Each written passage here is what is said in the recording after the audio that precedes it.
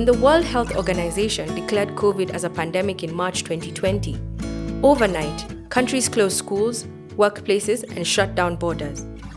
This left people scrambling to adapt, and remote work and distance learning became the new norm. This unique dynamic had a considerable impact on families who now lived, worked, and educated in the same living space. At the same time, disruptions to health systems put important services like family planning and prenatal care out of reach for millions of women. However, another issue emerged: the ongoing mental trauma that comes with having a baby during a pandemic. Mothers complained of staying isolated during most of their pregnancy, which was really hard mentally and emotionally. We spoke to women who became mothers during this pandemic, exploring how the lockdowns and curfews affected their delivery, and if they received the support they needed during this pandemic, and what that looked like. It was a crazy year. Oh God, I don't think I would want to relive 2020. I don't think I'd want to relive it.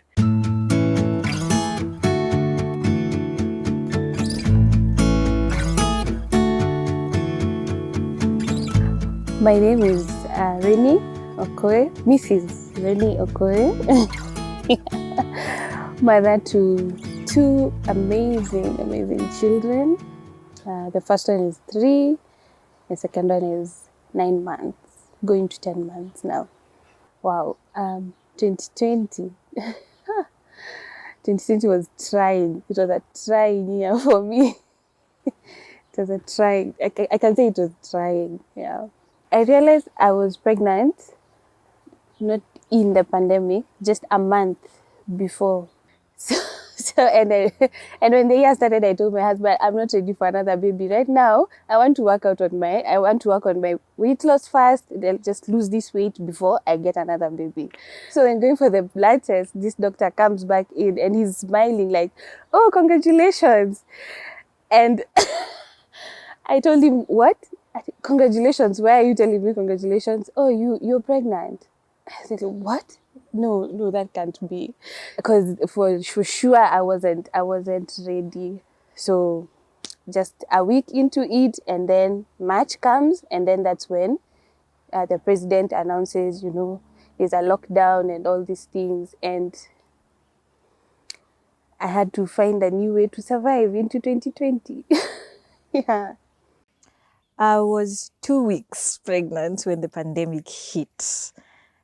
Exactly 2 weeks. Because they announced around 1st March. Yeah, I was just 2 weeks pregnant. My name is Maggie Muga. I'm an advocate of the High Court and a content creator. And a music instructor, yes. Later on in the pregnancy, now when I got really sick, the 6th month, and I had like an emergency surgery, I think that's when I felt the effect of that pandemic, because my family would not visit me in hospital. My dad had COVID, so they could not visit me just because also of the pandemic, but because now they suspect themselves. And that left me with one visitor. I don't know, that can really mess up your mind when you're already sick. And I just got sicker and sicker until the best we could do is video call. And after that, after I was discharged, they still had to give themselves 2 weeks of isolation, then come visit me. So I really felt the effect of the pandemic, like at the 6th month, because you're having a difficult time and then you're in isolation, and everyone around me was in isolation. So I think the experience would have been better had people just be coming to hospital to visit me. In fact, I was readmitted, I think because my mental state was not even good. That caused more stress to the pregnancy. So definitely the experience would have been better had the pandemic not been there. I think the difference in care was not significant after labor, like that period, but it was significant at the 6th month when I had the emergency surgery. And I was in a lot of pain because my appendix was about to burst. And before admission, they had to do a COVID test. So you can imagine that pain, you're bending, and someone is on your nose. and then I got checked in, and when I was getting readmitted, I was so sick, I was vomiting, and they still had to do that COVID test again. And I was like, it was a difference of 6 hours. And it's not free, you're paying. And even the way the staff, you know, before they like give you proper care, your COVID results have to be back. So there's a little bit of distance, both physical and attachment with the nurses, though they're doing their best, but they also want to protect themselves because they don't know your situation. Yeah, and that time the cases were really, really high.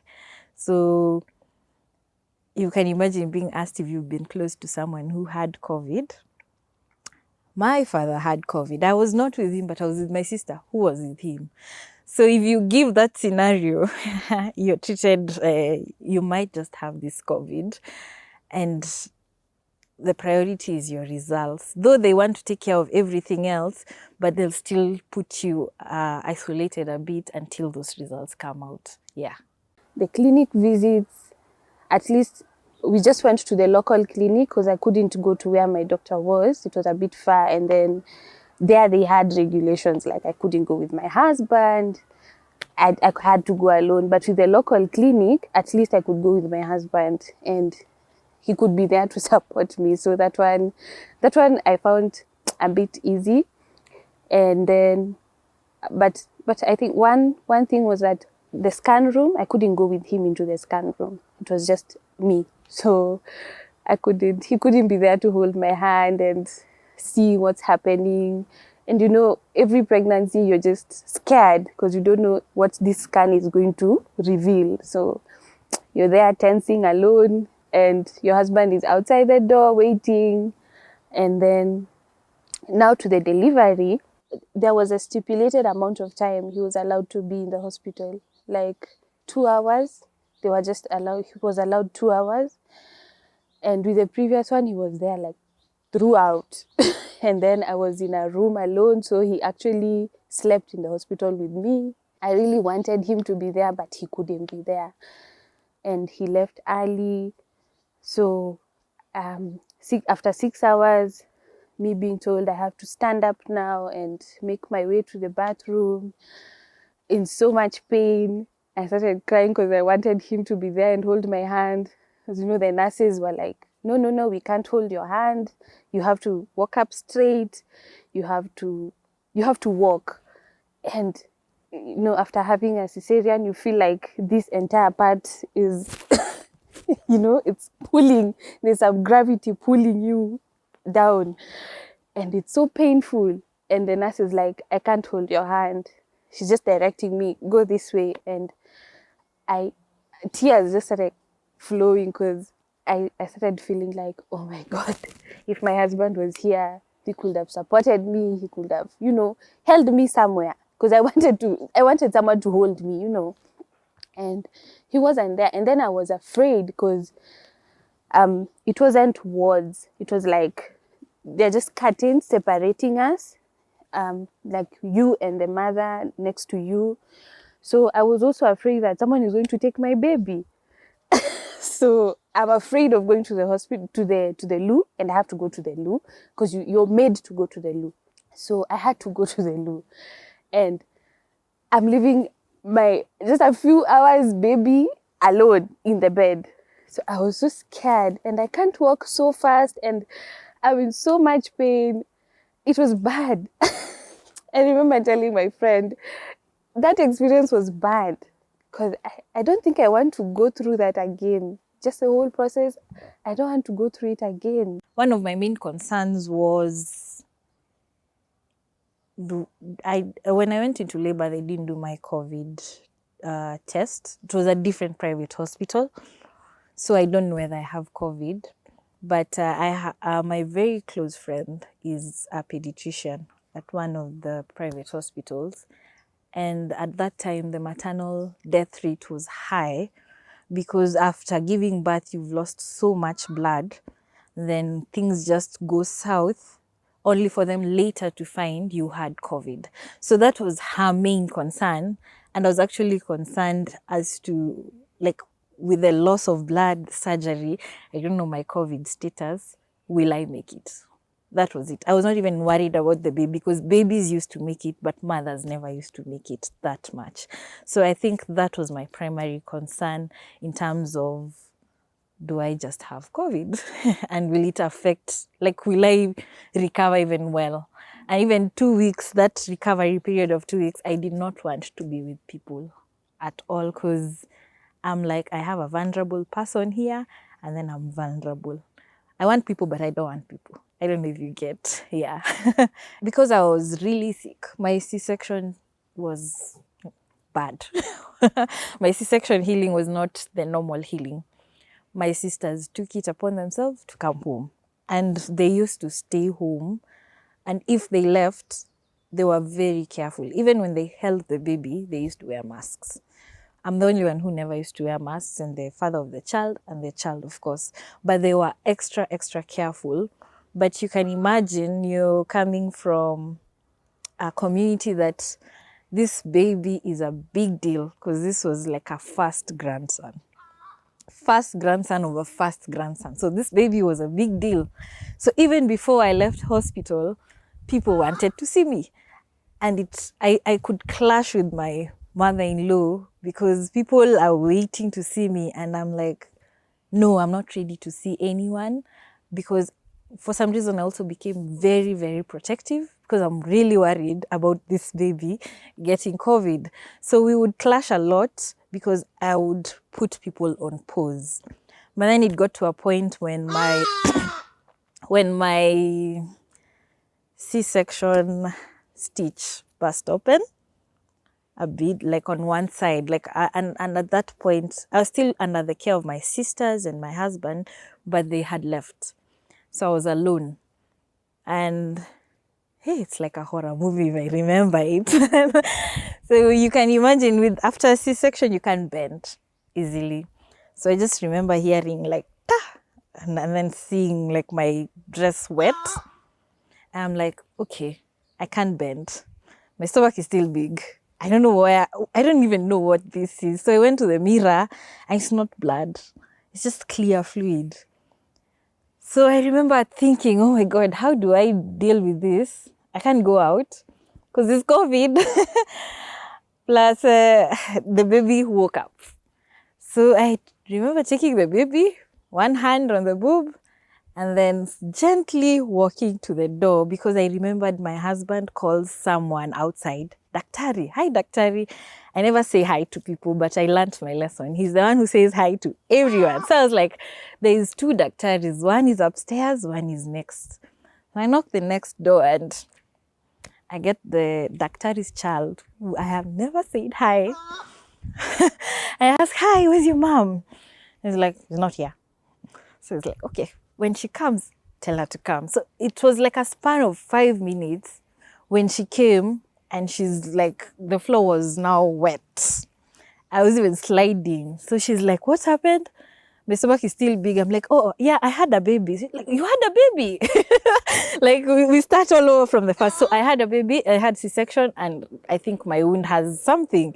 So first, she didn't want to come close to me because there's COVID. No one wants to take the baby because they're all scared. And then, as a doctor, she doesn't feel like she's the safest person to take the baby. I remember actually she never carried him. So she called the son, and I remember him telling me, trust me. He had to put his mask on, and I think he even wore gloves because they came like full gear. He ran to the chemist, some painkillers the mom sent him. And once I gave him the baby, they just stayed together. And I had to lie down like in another room, flat. Before that, not even her, she didn't even bother with the baby because as the patient. So she just came with her needles and she squeezed a lot of pus, like you could fill 2 cups. So that being my first encounter with someone who was now not my sister or my husband, it was a really interesting experience because at that time, there's no option. There's no option at your COVID. It's your life first. Yeah, I had to go the next day. We have my doctor check me and clear that I didn't need to go back to theatre. Yeah, so Like for 2 weeks, I had to drain the fluid at home, which my husband used to do. Looking back, if someone had given me a choice, I could have carried my baby 2 years so that I give birth to them when things are a bit calm. Not that year, not last year, because last year there are so many restrictions, and when you have your baby, sometimes you want people around you, familiar faces, and then now going back home, and that's when it hit me, actually it's COVID, because no visitors came. Yeah. I mean, people didn't come to visit for a long time, and I wanted people to come and help me hold the baby and all this. And with the lockdown, I couldn't get a nanny from Shags. Actually, I couldn't get a nanny, so it was just my husband and I. After the 4th week, our grandmother gets sick. And this grandmother is very dear to my husband. In fact, they're the same name. And she's also a friend of mine. And she has to be brought to Nairobi. Who has to go for her? Him. She got a stroke. She can't walk. So they're coming, several of them, aunties. And they have to stay with her. You're dealing with people who are coming from up country and don't think COVID is there. And of course, their great-grandson is there. So we had 3 vulnerable people, the grandmother, the child, and then me. And I had to keep insisting, wear your mask, I bought a sanitizer. But for how long are you going to tell your aunties-in-law, or just your aunties, for how long are you going to tell them, hey, wear a mask? Because they're also there and they also want to help you with this same baby. So they want to carry him so that you rest. But then again, some of them never stayed with me. Some of them are going and coming back. And all the relatives want to see how is grandma doing. And for a month, that went on until my baby got a cold. And my paranoia was off the roof, like mother nature. They just become protective. I'm like, this can't happen. This can't work. But then you don't want to tell them they need to leave because they have a sick person and this now becomes your family. But they also need to leave because now if everyone needs to see grandma and baby is here, and everyone wants to see baby because the baby is here and we've been looking forward to having this baby. So that was a hard time. That was a really, really hard time because I can't say, no, you can't hold my baby. I can't also bring a nanny. Where will this nanny go? I had a day scholar nanny who I had to keep reminding, wear your mask. But she can't even afford a mask. So she used to have one mask and I could see her, she's washing. So I had to now buy a box of masks so that you just take. But it was a very difficult situation because I ended up being a host and my house would be full. But the minute we got a cold, like my son got the cold, and then I started feeling also sick, we just had to be very protective of our nuclear family and have them go elsewhere. So that was a direct impact of COVID, by the way. Yeah. Because I have never gotten that protective. And, it's sensitive because you're dealing with in-laws. You don't want to look like you're chasing them. You're not. But you're the primary caregiver of this person. That was all for me. Yeah. So after the 16th week, now January, that's when I got my new nanny straight from up country. But I had to really sit her down and tell her the rules because for her, Sundays were not negotiable. She has to go for off. So I had to really sit her down and tell her, if you're going, you have to wear your mask. Because also, she didn't believe COVID is there. And for me to make her believe that COVID is there, I have to tell her, Nanny got COVID. My nanny got... I had to tell her very personal experiences for her to understand that it's there and that she needs to take care of herself. So for her, we had an agreement that you're going to wear your mask, be careful, though you can't be sure. But even when she came back to the house, she used to just shower, and then take the baby before anything else. And that worked for a long time. Even I remember there was a second lockdown. I don't know if it was third, but her herself told me, let me not go. Let's see how the situation goes. Then she saw she needs her off. The next Sunday she was like, can I go? I'll wear my mask. I'll do everything, but let me go. Yeah, so it is just to trust that this person has the best interest of the child the same way as you. Because at the same time, people were not coming to my house and not all of them would wear a mask. So who am I to dictate the nitty-gritties? I can just advise her. Yeah, so it's a hard situation when you have a nanny who's always going and needs to go, and everyone needs that break. So dealing with nannies it's been an up and down, because I stayed with her for a while. Then I remember when she left and I had to interview nannies, I disqualified the first person I met because they didn't have a mask. So I told her, you're disqualified because I'm going to my house with you. You don't know whether I have COVID. You've come for the interview without a mask. So I disqualified her. The second one, the same thing. The third one I took because she wore a mask. That was my only criteria. Then she didn't last because the baby refused her. Then I got another one, but now this one has to go the whole weekend. So it still boils down to, again, having a conversation. Please take care of yourself, and understanding that the pandemic is still there, and making them to understand that and to be careful. Yeah. There's not so much you can control with the situation, especially now. My biggest takeaway is that there's so many things we take for granted, and that is friends and family support when it comes to being a new mom. And it made me realize that it's me. It's always going to be me. As much as it is so overwhelming sometimes, but I'm learning to take it a step at a time. There's no ultimate certificate I'm going to get at the end of the day. The certificate I'm going to get is wholesome kids.